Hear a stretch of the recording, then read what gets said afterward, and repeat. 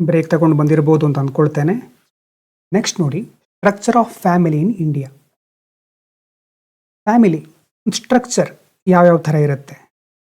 Joint family ಈಗಾಗಲೇ ಹೇಳಿದ್ದೇವೆ. Multiple generation living together, shared property and responsibilities. ತಂದೆ, ಅಜ್ಜ, ಮುತ್ತಜ್ಜ, ಅಜ್ಜಿ, ಮುತ್ತಜ್ಜಿ ಎಲ್ಲ ಒಟ್ಟಿಗೆ ಒಂದೇ ಮನೆಯಲ್ಲಿ ವಾಸಿಸ್ತಾ ಇದ್ದಾರೆ.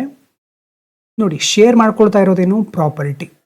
ಆಸ್ತಿ ಡಿವೈಡ್ ಆಗಿಲ್ಲ, ಎಲ್ಲ ಹಂಚ್ಕೊಂಡಿದ್ದಾರೆ. ಆಸ್ತಿ ಹಂಚ್ಕೊಳ್ತಾ ಇದ್ದಾರೆ. ಆಸ್ತಿ ಜೊತೆ ರೆಸ್ಪಾನ್ಸಿಬಿಲಿಟಿ, ಜವಾಬ್ದಾರಿಗಳನ್ನು ಹಂಚ್ಕೊಳ್ತಾರೆ.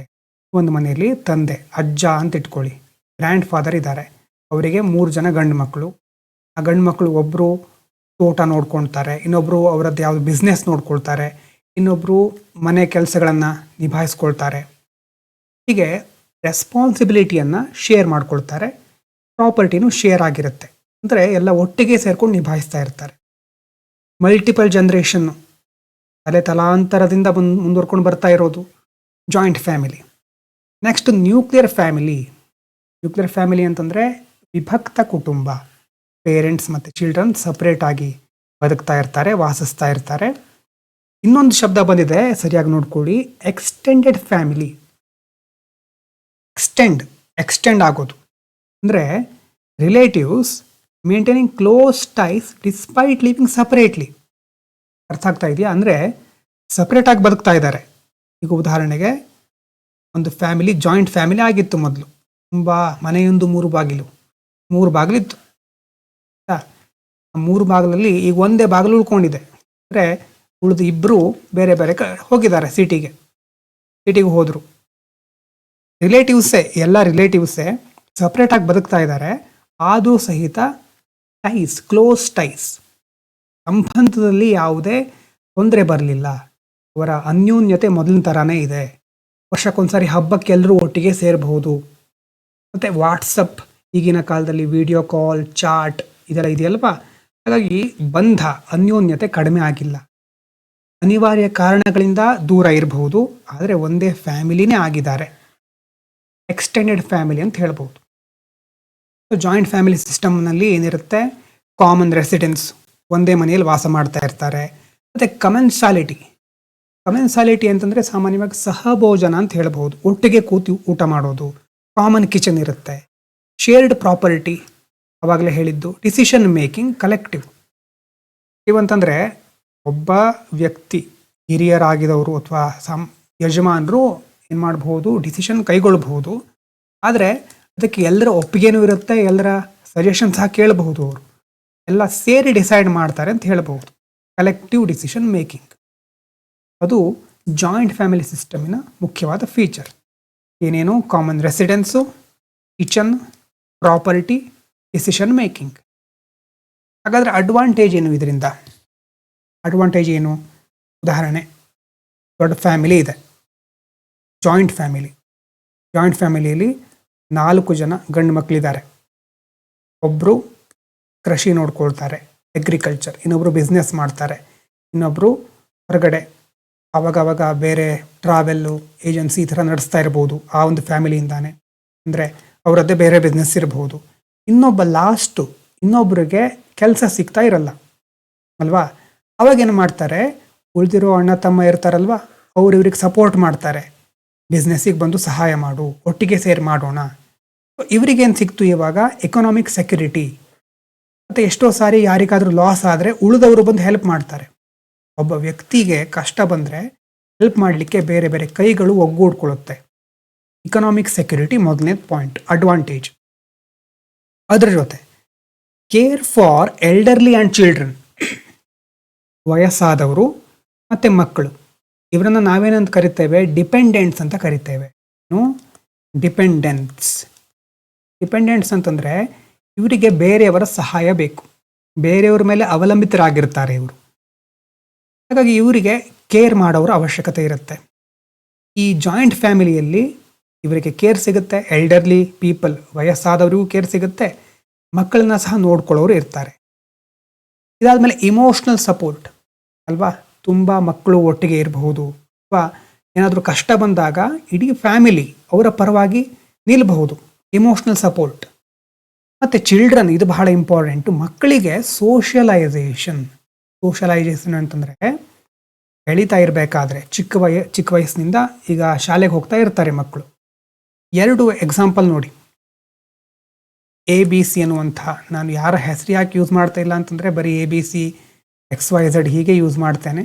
ಅಂದರೆ ಯಾವುದೇ ರೀತಿಯಾದಂಥ ಕಾಂಟ್ರವರ್ಸಿ ಅಥವಾ ಯಾರಿಗೂ ಅದರಿಂದ ತೊಂದರೆ ಆಗಬಾರ್ದು. ಹಾಗಾಗಿ ABC ಎಕ್ಸಾಂಪಲ್ ಕೊಡೋದು ಯಾವ್ದು ಬೇಕಾದ್ರೂ ಕೊಡ್ಬೋದು. ಹಾಗಾಗಿ ABC ಅನ್ನುವಂಥ ಒಬ್ಬ ಹುಡುಗ ಇದ್ದಾನೆ ಅಂತ ಇಟ್ಕೊಳ್ಳಿ. ಇನ್ನು XYZ ಅಂತ ಇನ್ನೊಬ್ಬ ಹುಡುಗ ಇದ್ದಾನೆ. ABC ಅಂತಂದರೆ ಹಳ್ಳಿಲಿರೋನು, ಜಾಯಿಂಟ್ ಫ್ಯಾಮಿಲಿ. ABC ಇದು ಜಾಯಿಂಟ್ ಫ್ಯಾಮಿಲಿ. XYZ ಇದೇನು, ಸಿಟಿಲಿರೋನು ನ್ಯೂಕ್ಲಿಯರ್ ಫ್ಯಾಮಿಲಿ. ನ್ಯೂಕ್ಲಿಯರ್ ಅಂತಂದರೆ ವಿಭಕ್ತ ಕುಟುಂಬ. ಇಲ್ಲಿ ಯಾರಿದ್ದಾರೆ, ಪೇರೆಂಟ್ಸ್, ತಂದೆ ಮತ್ತು ತಾಯಿ ಇಬ್ಬರೇ ಇರೋದು. ಜಾಯಿಂಟ್ ಫ್ಯಾಮಿಲಿಯಲ್ಲಿ ಹಾಗಲ್ಲ, ಪೇರೆಂಟ್ಸ್ ಇದ್ದಾರೆ, ಅಂಕಲ್, ಆಂಟಿ, ಚಿಕ್ಕಪ್ಪ, ದೊಡ್ಡಪ್ಪ, ದೊಡ್ಡಮ್ಮ ಎಲ್ಲ ಇದ್ದಾರೆ. ಈಗೇನಾಗುತ್ತೆ, ಇಲ್ಲಿ ABCಗೆ ಇಡೀ ಕುಟುಂಬ ಜೊತೆ ಇದೆ, ಅಜ್ಜ ಅಜ್ಜಿ ಇದ್ದಾರೆ. ಈಗ XYZಗೆ ತಂದೆ ತಾಯಿ ಮಾತ್ರ ಇರೋದು, ಅದರಲ್ಲೂ ತಂದೆ ತಾಯಿ ಜಾಬಿಗೆ ಹೋಗ್ತಾ ಇರ್ತಾರೆ. ABCಗೆ ಏನಾಗುತ್ತೆ, ಶಾಲೆಯಿಂದ ಬಂದ ತಕ್ಷಣ ಅವನಿಗೆ ಕಥೆ ಹೇಳೋರು ಸಿಗ್ತಾರೆ, ಸಮಾಜದಲ್ಲಿ ಹೀಗಿರಬೇಕು, ತುಂಬ ಜನರ ಒಟ್ಟಿಗೆ ಹೇಗಿರಬೇಕು ಅಲ್ವಾ, ಒಂದು ಕುಟುಂಬದಲ್ಲಿ ಹೇಗೆ ಬದುಕಬೇಕು. ಮತ್ತು ಹೊರಗಡೆ ಹೋದಾಗ ಅವನನ್ನು ನೋಡ್ಕೊಳ್ಳೋರು ಬೇರೆ ಇರಬಹುದು. ಒಂದು ಮನೆಯಲ್ಲಿ ಚಿಕ್ಕಪ್ಪ ದೊಡ್ಡಪ್ಪನ ಜೊತೆ ಕೆಲವೊಂದು ಸಾರಿ ಹೋಗ್ತಾರೆ. ಯಾರು ಖಾಲಿ ಇರ್ತಾರೋ ಅವ್ರ ಜೊತೆ ಹೋಗಿ ಚೆನ್ನಾಗಿ ಬದುಕಲಿಕ್ಕೆ ಚಿಕ್ಕ ವಯಸ್ಸಿನಿಂದಾನೇ ಒಂದು ತರಬೇತಿ ಸಿಗುತ್ತೆ.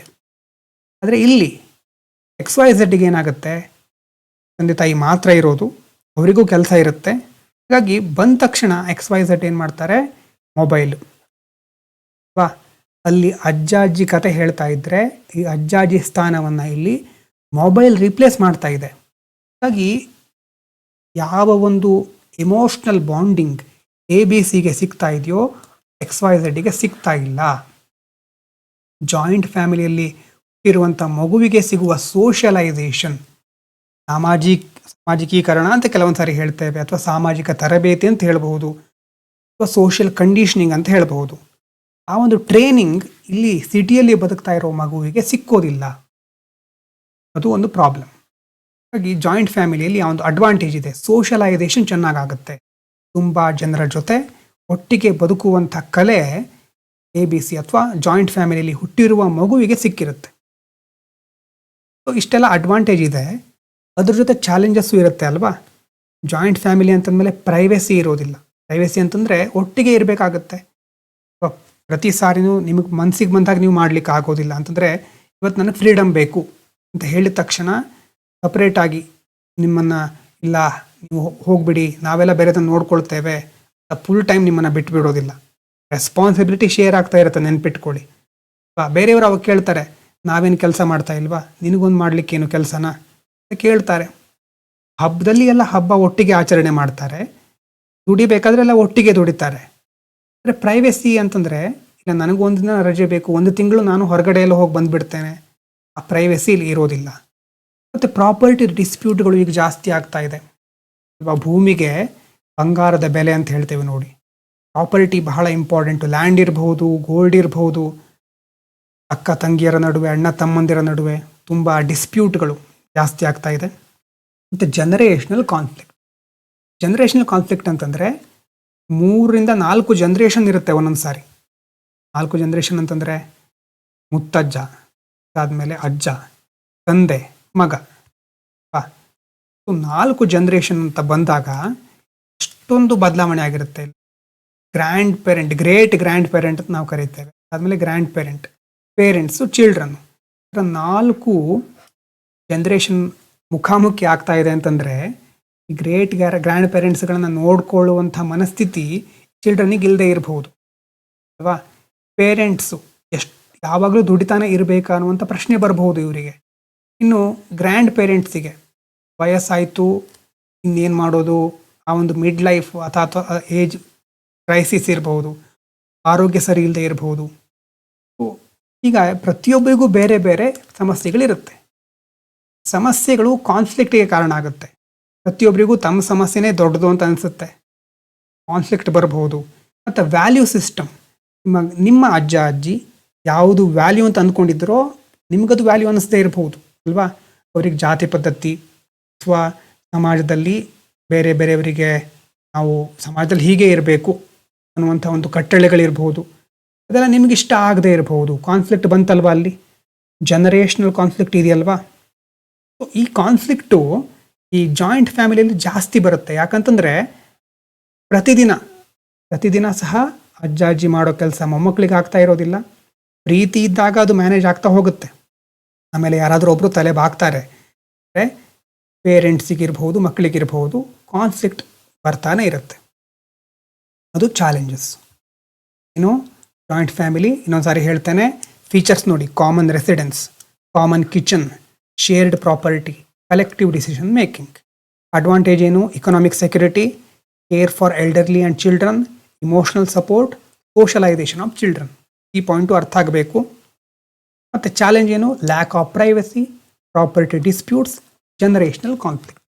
ಇದು ಜಾಯಿಂಟ್ ಫ್ಯಾಮಿಲಿಗೆ ಸಂಬಂಧಪಟ್ಟಿರೋದು. ಇನ್ನು ಮಾಡರ್ನ್ ಟ್ರಾನ್ಸ್ಫಾರ್ಮೇಷನ್, ತಕ್ಕ ಹಾಗೆ ಎಲ್ಲ ಕ್ಷೇತ್ರದಲ್ಲೂ ಬದಲಾವಣೆ ಆಗೇ ಆಗುತ್ತೆ.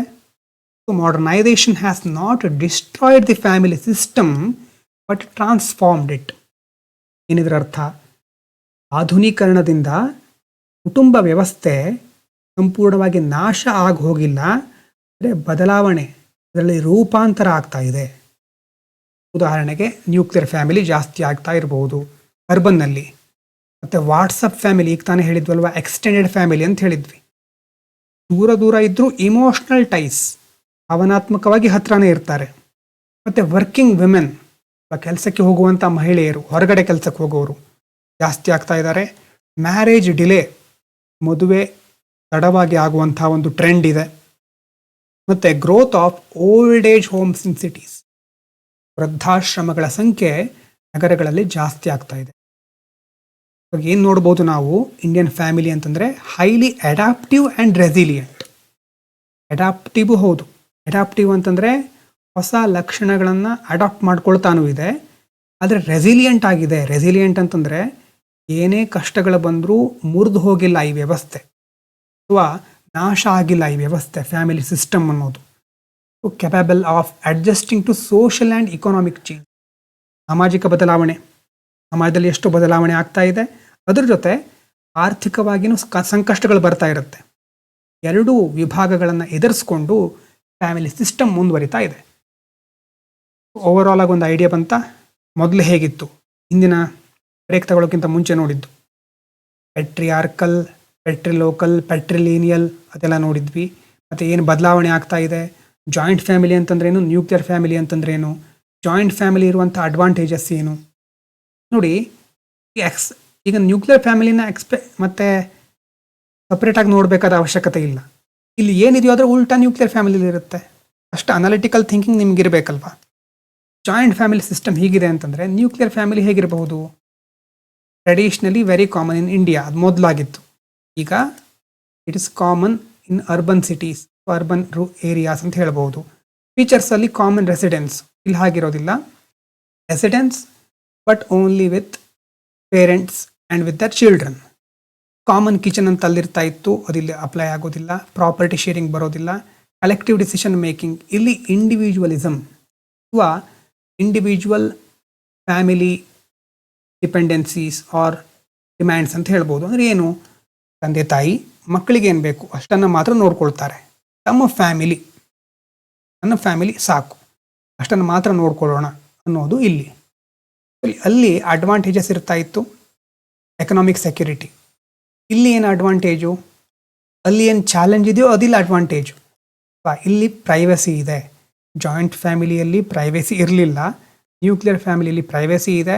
ಪ್ರಾಪರ್ಟಿ ಡಿಸ್ಪ್ಯೂಟ್ಗಳು ಕಡಿಮೆ, ಜನರೇಷನಲ್ ಕಾನ್ಫ್ಲಿಕ್ಟ್ಗಳು ಕಡಿಮೆ.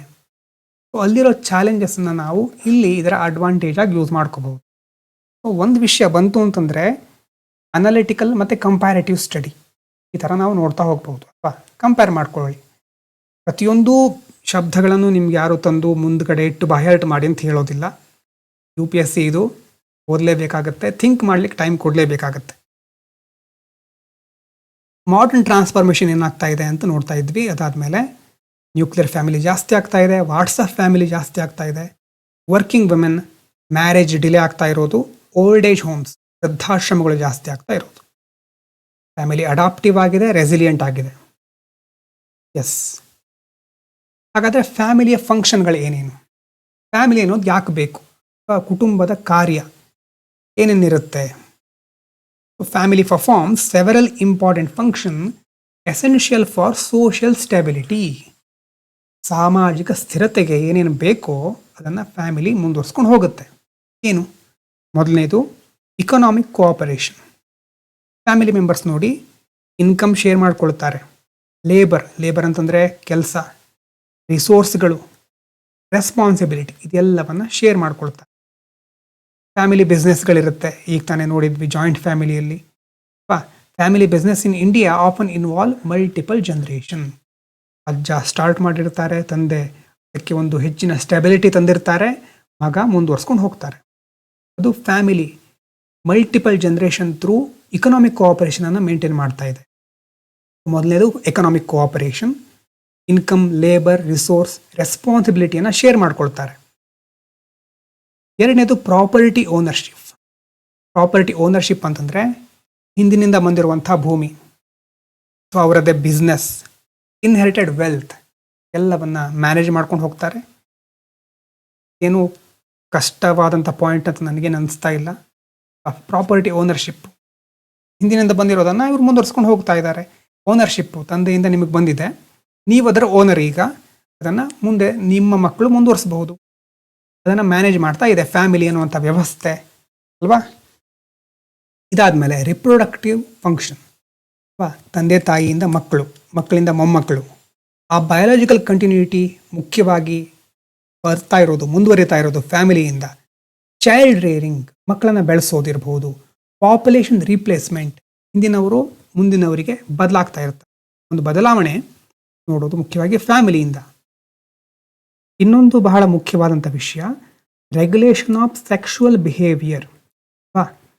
ಸಮಾಜದಲ್ಲಿ ಫ್ಯಾಮಿಲಿ ಮ್ಯಾರೇಜ್ ಅನ್ನುವಂಥ ಒಂದು ವ್ಯವಸ್ಥೆ ಇಲ್ಲದೆ ಇದ್ದರೆ ಎಷ್ಟು ಅನ್ಯಾಯ, ದೌರ್ಜನ್ಯಗಳು ನಡೀತಾ ಇರಬಹುದು ಅಲ್ವಾ. ಒಪ್ಪಿಗೆ ಇಲ್ಲದೆ ಇದ್ದರೂ ಬೇರೆಯವ್ರ ಮೇಲೆ ಅತ್ಯಾಚಾರ, ಅನಾಚಾರಗಳು ನಡೀತಾ ಇರಬಹುದು, ಹೆಚ್ಚಾಗಬಹುದು. ಆವಾಗ ಸೆಕ್ಷುವಲ್ ಬಿಹೇವಿಯರ್ ರೆಗ್ಯುಲೇಷನ್ ಆಗಬೇಕು, ಅದಕ್ಕೊಂದು ನಿಯಂತ್ರಣ ಬೇಕು. ಅಂತಂದರೆ marriage as a social institution regulates sexual relations and maintains social order. ಯಾವುದೇ ವ್ಯಕ್ತಿ ನೋಡಿ ಮದುವೆ ಆಗಿದೆ ಅಂತಂದರೆ ಅವರಿಗೆ ಅವರದ್ದೇ ಆದಂಥ ಒಂದು ಚೌಕಟ್ಟಿರುತ್ತೆ, ರಿಸ್ಟ್ರಿಕ್ಷನ್ಸ್ ಇರುತ್ತೆ, ಹೇಗೆ ಬೇಕೋ ಹಾಗಿರ್ಲಿಕ್ಕೆ ಆಗೋದಿಲ್ಲ. ಕುಟುಂಬ ವ್ಯವಸ್ಥೆಯಲ್ಲಿ ಜವಾಬ್ದಾರಿಯುತ ವ್ಯಕ್ತಿಯಾಗಿ ಅವರು ಬಾಳಬೇಕಾಗತ್ತೆ. ರೆಸ್ಪಾನ್ಸಿಬಿಲಿಟಿ, ರೆಗ್ಯುಲೇಷನ್ ಸಮರ್ಪಕವಾಗಿ ಕೊಡೋದು family. Social norms regarding marriage and family legitimate. ಉದಾಹರಣೆಗೆ ಸಮಾಜದಲ್ಲಿ ಗೊತ್ತಿದೆ, ಸಮಾಜ ನೀವು ಮದುವೆ ಆದರೆ ಅಂತಂದರೆ ನಿಮ್ಮಿಂದ ಎಕ್ಸ್ಪೆಕ್ಟ್ ಮಾಡುತ್ತೆ ಕುಟುಂಬವನ್ನು ಚೆನ್ನಾಗಿ ನೋಡ್ಕೋಬೇಕು, ಹೊರಗಡೆ ಅನೈತಿಕವಾದಂಥ ಸಂಬಂಧಗಳು ಇರಬಾರ್ದು. ಅದು ಆ ಸೋಷಲ್ ನಾರ್ಮ್ ವ್ಯಕ್ತಿಯ ಅಥವಾ ಸಮಾಜದ ಸ್ಟೆಬಿಲಿಟಿಗೆ ಹೆಚ್ಚು ಪ್ರಯೋಜನಕಾರಿ ಅಂತ ಹೇಳಬಹುದು ನಾವು. ಇದಾದಮೇಲೆ emotional and psychological support. Emotional ಮತ್ತು ಸೈಕಾಲಜಿಕಲ್ ಸಪೋರ್ಟು ಇದು ಮೊದಲೇ ನಾವು ನೋಡಿರೋದು. ಏನಾದರೂ ನಮ್ಮ ಕಷ್ಟ ಬಂದರೆ ಮೊದಲು ನಮ್ಮ ತಂದೆ ತಾಯಿ, ನಮ್ಮ ಫ್ಯಾಮಿಲಿನೇ ನೆನಪಾಗ್ತಾರೆ. ಅವರ ಹತ್ರ ಹೋಗಿ ನಾವು ಸಪೋರ್ಟನ್ನು ಕೇಳ್ತೇವೆ. ಇಮೋಷ್ನಲ್ ಶೆಲ್ಟರ್ ಇರಬಹುದು, ಸೋಷಲ್ ಸೆಕ್ಯೂರಿಟಿ ಮೆಕ್ಯಾನಿಸಮ್ ಎಲ್ಲ ಕೊಡೋದು ಫ್ಯಾಮಿಲಿ. ಅದರಲ್ಲೂ ಕೋವಿಡ್ ಟೈಮ್ನಲ್ಲಿ Indian families played a major role in supporting unemployed members and migrants, ವಲಸೆ ಹೋಗಿರ್ತಾರಲ್ವ ಅವರು, ಅನ್ಎಂಪ್ಲಾಯ್ಡ್ ಮೆಂಬರ್ಸ್ ಅಂದರೆ ಆ ಸಂದರ್ಭದಲ್ಲಿ ತುಂಬ ಜನ ಕೆಲಸವನ್ನು ಕಳ್ಕೊಂಡ್ರು. ಅವರಿಗೂ ಸಹ ಒಂದು ಆಶ್ರಯ ಬೇಕಿತ್ತು, ಸಪೋರ್ಟ್ ಸಿಸ್ಟಮ್ ಬೇಕಿತ್ತು. ಅದನ್ನು ಫ್ಯಾಮಿಲೀಸ್ ಪ್ರೊವೈಡ್ ಮಾಡ್ತು ಆವಾಗ. ಇದು ಫ್ಯಾಮಿಲಿಗೆ ಸಂಬಂಧಪಟ್ಟ ಹಾಗೆ. ಇನ್ನೊಂದು ಸಾರಿ ಹೇಳ್ತೇನೆ, ಇಲ್ಲೇ ರಿವಿಷನ್ ಆಗಿಬಿಡಬೇಕು.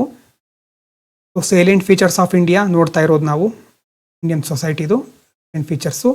ಮೊದಲನೇದು ರೆಸಿಲಿಯಂಟ್ ಫ್ಯಾಮಿಲಿ ಸಿಸ್ಟಮ್. ಸೈಲೆಂಟ್ ಫೀಚರ್ನಲ್ಲೂ ಯುನಿಕ್ ಫೀಚರ್ಸ್ ಇದೆ, ಯೂನಿವರ್ಸಲ್ ಫೀಚರು ಇದೆ, ಅದು ಗೊತ್ತಿರಲಿ. ಫ್ಯಾಮಿಲಿ ಸಿಸ್ಟಮ್ನಲ್ಲಿ ಏನಿದೆ, ಟ್ರೆಡಿಷ್ನಲ್ ಆಗಿ ಏನೇನು ಬಂತು, ಪೆಟ್ರಿಯಾರ್ಕಲ್ಲು, ಆಮೇಲೆ ಪೆಟ್ರಿ ಲೀನಿಯಲ್, ಪೆಟ್ರಿ ಲೋಕಲ್.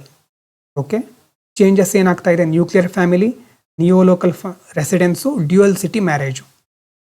ಅದಾದಮೇಲೆ ಮೆಟ್ರಿಲೀನಿಯಲ್ ಸಿಸ್ಟಮ್ಗಳು, ಅದನ್ನು ಎಕ್ಸೆಪ್ಷನ್ಸ್ ಅಂತ ನಾವು ನೋಡಿದ್ದೇವೆ ಅಲ್ವಾ, ಅಲ್ಲಿ ಮಹಿಳೆಯರು ಮುಖ್ಯವಾಗಿ ಪ್ರಮುಖ ಪಾತ್ರವನ್ನು ವಹಿಸ್ತಾರೆ. ಎಕ್ಸೆಪ್ಷನ್ ಸಹ ಇದೆ. ನಮ್ಮ ಇಂಡಿಯಾ ತುಂಬ ಚೇಂಜ್ ಆಗ್ತಾ ಇದೆ, ಅದರ ಜೊತೆ ಡೈವರ್ಸಿಟಿ ಸಹ ಇದೆ, ಎರಡೂ ನಾವು ನೋಡಬಹುದು. ಫ್ಯಾಮಿಲಿ ಸ್ಟ್ರಕ್ಚರ್ನಲ್ಲಿ joint family, nuclear family, extended family. Joint family ನೋಡಿದ್ವಿ, ಅದರ ಜೊತೆನೇ ನ್ಯೂಕ್ಲಿಯರ್ ಫ್ಯಾಮಿಲಿ ಐಡಿಯಾ ಸಹ ನಮಗಿದೆ. UPSCಯಲ್ಲಿ ಇಂತಹ ಜಾಯಿಂಟ್ ಫ್ಯಾಮಿಲಿ ಅಂತಂದ್ರೆ ಏನು, ನ್ಯೂಕ್ಲಿಯರ್ ಫ್ಯಾಮಿಲಿ ಅಂತಂದ್ರೆ ಏನು ಅಂಥ ಕ್ವಶನ್ಗಳು ಬರೋದು ಬಹಳ ಕಡಿಮೆ, ಅಂತ ಬರೋದಿಲ್ಲ. ಅದರ different dimension, globalisation family, secularism, globalisation, ಈ ಥರ ಇಂಟರ್ ಕನೆಕ್ಟೆಡ್ ಕ್ವಶನ್ಗಳು ಜಾಸ್ತಿ ಆಗ್ತಾ ಇದೆ ಈಗ.